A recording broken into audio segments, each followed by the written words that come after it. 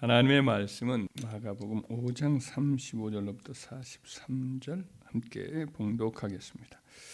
아직 예수께서 말씀하실 때에 마가복음 5장 같이 읽겠습니다. 아직 예수께서 말씀하실 때에 회당장의 집에서 사람들이 와서 회당장에게 이르되 당신의 딸이 죽었나이다. 어찌하여 선생을 더 괴롭게 하나이까? 예수께서 그 하는 말을 곁에서 들으시고 회당장에게 이르시되 두려워하지 말고 믿기만 하라 하시고 베드로와 야고보와 야고보의 형제 요한 외에 아무도 따라옴을 허락하지 아니하시고 회당장의 집에 함께 가사 떠드는 것과 사람들이 울며 심히 통곡함을 보시고 들어가서 그들에게 이르시되 너희가 어찌하여 떠들며 우느냐? 이 아이가 죽은 것이 아니라 잔다 하시니 그들이 비웃더라. 예수께서 그들을 다 내보내신 후에 아이의 부모와 또 자기와 함께한 자들을 데리시고 아이 있는 곳에 들어가사 그 아이의 손을 잡고 이르시되 달리다굼 하시니 번역하면 곧 내가 네게 말하노니 소녀야 일어나라 하심이라. 소녀가 곧 일어나서 걸으니 나이가 12살이라. 사람들이 곧 크게 놀라고 놀라거늘 예수께서 이 일을 아무도 알지 못하게 하라고 그들을 많이 경계하시고 위에 소녀에게 먹을 것을 주라 하시니라. 아멘. 오늘 본문 말씀에 보면 이제 가버나움의 회당장인 야이로의 요청을 받아서 예수님이 그의 집에 가서 12살 난 딸을 그 회당장의 딸을 살려내는 내용을 담고 있습니다. 예수님은 그 회당장의 집에 12명의 제자들 전부를 데리고 들어가려고 하지 않으셨습니다. 그 집도 아주 적은 집은 아닐 텐데 제자들 들어가서 얼마든지 들어갈 수 있었을 텐데 그렇게 하지 않고 단촐하게 세 사람만 데리고 들어가고자 합니다.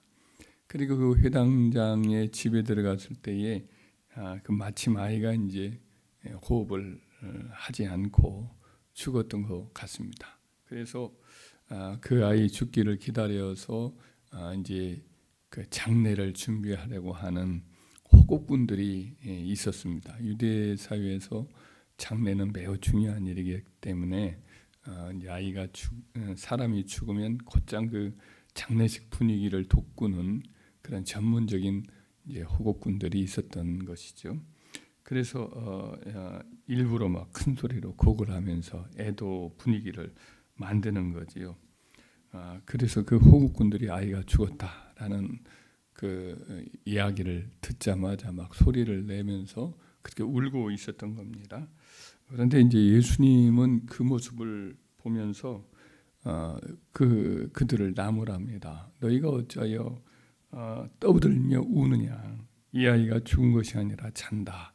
이렇게 이야기를 합니다. 그 사람들은 죽은 것을 알기 때문에 예수님에 대해서 말도 안 되는 말씀이라고 하면서 비웃지요. 근데 예수님은 그 사람들이 다 집에서 나가기까지 꼼짝 않고 그 사람들을 끝까지 내보내는 거예요.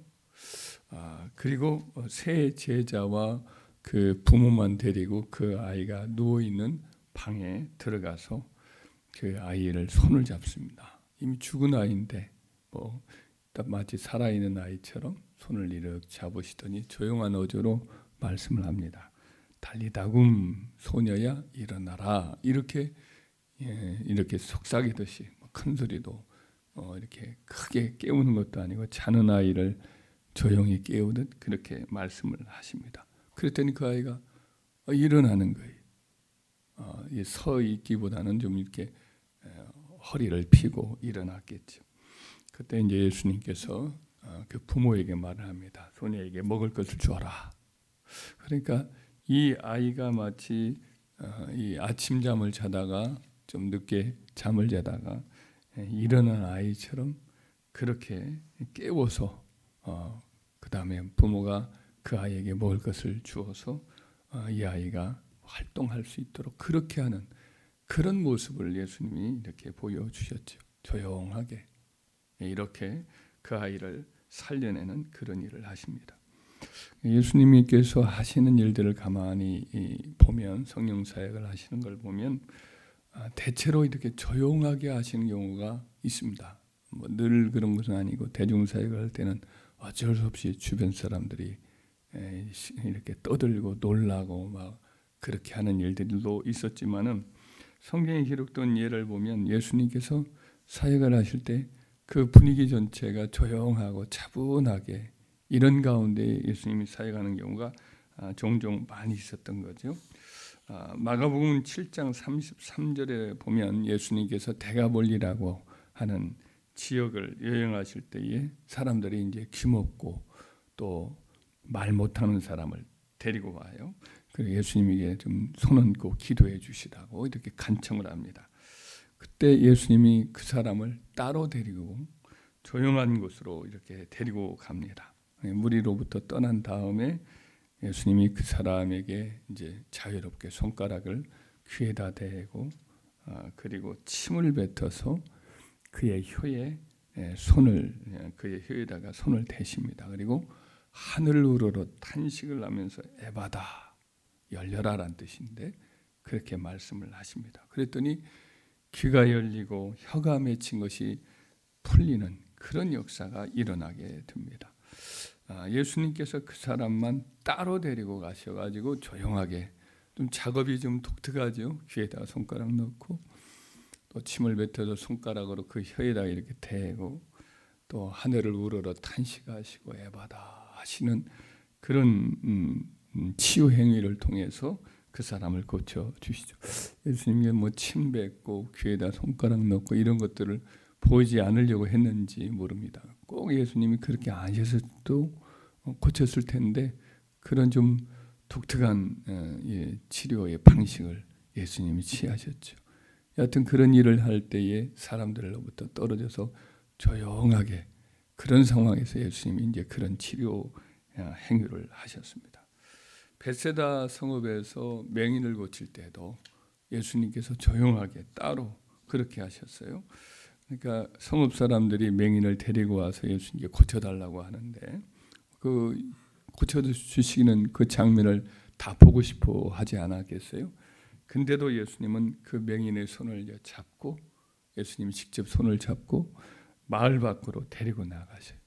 그리고 나서 거기서 그 사람에게 눈에다가 침을 뱉으십니다. 그리고 나서는 안수를 하셔요. 무엇이 보이느냐 그랬더니 그 사람이 사람들이 보이나이다. 나뭇가지 같은 것들이 걸어다닙니다. 이렇게 이야기를 합니다.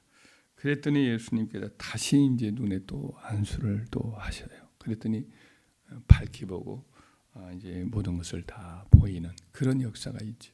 이때도 예수님은 성읍 안에서도 얼마든지 할 수 있는데 직접 손을 붙들고 그 사람을 데리고 성읍 밖으로 나가가지고 침을 그 눈에다 뱉으시고 또 안수하시고 또 한 번 또 안수하시고 이런 치료 행위를 하셨지요. 베드로가 이 요바에 다비다를 고칠 때에도 사람들이 베드로를 간절히 부탁을 해서 모시고 와요. 다비다가 워낙 선행을 많이 하고 사람들의 옷도 지어드리고 뭐 이런 일을 많이 했기 때문에 거기에 가난한 사람들이 그 옷을 베드로에게 보여주면서 이렇게 참 선한 일을 우리에게 하신 분이 이렇게 돌아가셨습니다. 어떻게 좀 해봐달라고 그렇게 이제 간청을 하는 거죠. 그랬더니 베드로가 그 사람들 다 일단 내보냅니다. 다 내보내고 간절하게 조용하게 하나님께 기도한 다음에 뒤를 돌아보고 다비다야 일어나라 그렇게 말씀을 하시니까 다비다가 일어납니다. 그런 다음에 다비다를 사람들에게 불러들여서 살아있는 것을 이렇게 보여주는 거지요. 엘리사도 그렇게 조용하게 차분하게 은밀하게 하나님과 기도하는 가운데 그 죽은 아이들을 살려내곤 합니다.